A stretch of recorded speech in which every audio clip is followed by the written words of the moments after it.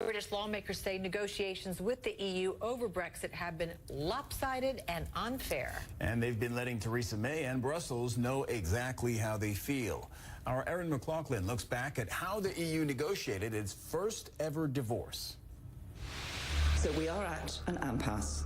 Brussels has got us exactly where they want us. We do now face a real risk of no deal by accident. As the intensity of Brexit negotiations ratcheted up, so too did the complaints from British lawmakers. At the moment, you European friends seem to think the way to keep the club together is to punish a member who leaves. The EU27 does not and will not pursue a punitive approach. Brexit in itself is already punitive enough. From the outset, the EU set clear red lines on what it was prepared to negotiate and what it wasn't. The single market and its four freedoms are indivisible. Part of a strategy which landed the EU with a favorable draft deal, with the 27 united around a common position and a rigid structure for the negotiation. The UK has constantly tried to go around the Commission to try and get sort of special deals with different countries to try and play them off against each other, divide and rule, but it hasn't been able to do that.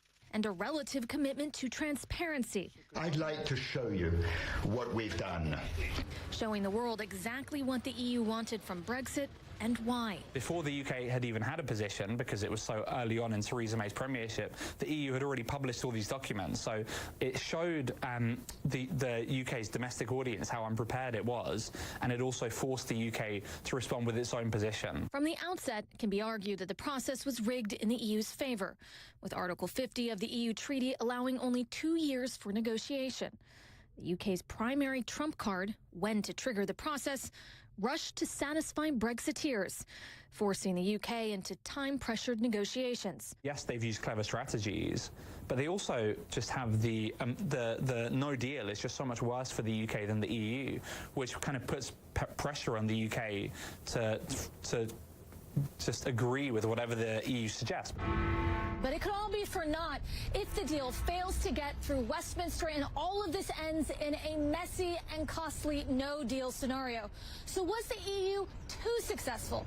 Did it overplay its hand? Well, that remains to be seen. Erin McLaughlin, CNN London.